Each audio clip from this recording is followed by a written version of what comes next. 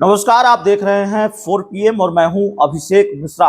देखिए, जेडीयू के बड़े नेता, पार्टी के राष्ट्रीय प्रवक्ता रहे केसी त्यागी ने कल इस्तीफा दे दिया।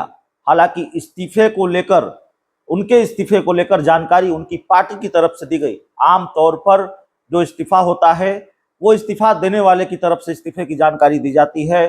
उनकी तरफ से ये बात सार्वजनिक की जाती है कि उन्होंने इस्तीफा दिया तो क्यों दिया। तो पार्टी की तरफ से इस्तीफे की जानकारी दी गई। पार्टी के जो महासचिव हैं आफाक अहमद खान, विधान पार्षद भी हैं, उनकी तरफ से इस्तीफे की जानकारी दी गई कि राष्ट्रीय प्रवक्ता रहे केसी त्यागी ने इस्तीफा दे दिया है और उनकी जगह राजीव रंजन प्रसाद को नया राष्ट्रीय प्रवक्ता बनाया गया है। केसी त्यागी के इस्तीफे की जो वजह पार्टी की तरफ से बताई गई वो वजह ये थी कि निजी कारणों का हवाला देकर निजी कारणों की वजह से इस्तीफा दिया है केसी त्यागी ने। लेकिन जाहिर तौर पर राजनीति में निजी कारण जैसे कुछ होते नहीं है। बहुत राजनीति में कुछ भी यूं ही नहीं होता और हर चीज का अपने एक मायने होते हैं, एक मतलब होते हैं।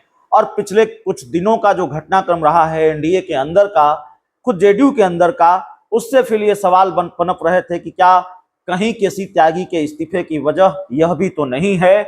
और सवाल यह भी पनप रहे थे कि केसी त्यागी ने इस्तीफा दिया या उनसे इस्तीफा ले लिया गया।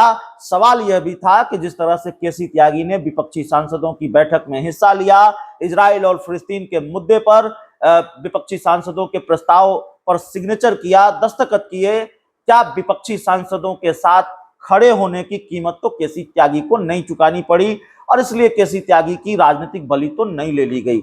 ये तमाम सवाल हैं और इन तमाम सवालों के बीच अब केसी त्यागी ने अपने इस्तीफे पर चुप्पी तोड़ी है।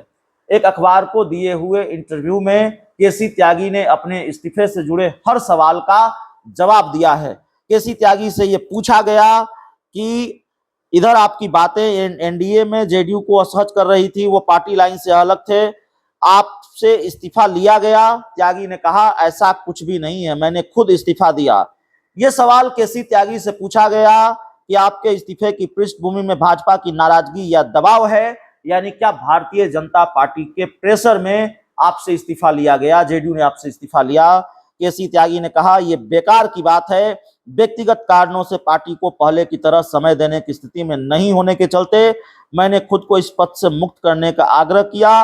अध्यक्ष नीतीश कुमार मान गए, मैंने चौधरी चरण सिंह, जयप्रकाश नारायण, अटल बिहारी वाजपेयी, देवीलाल और इसी कड़ी में नीतीश कुमार के साथ काम किया है। आखिर और कितना काम कर पाऊंगा, कितना समय दूं, मैं नीतीश कुमार के साथ हूं।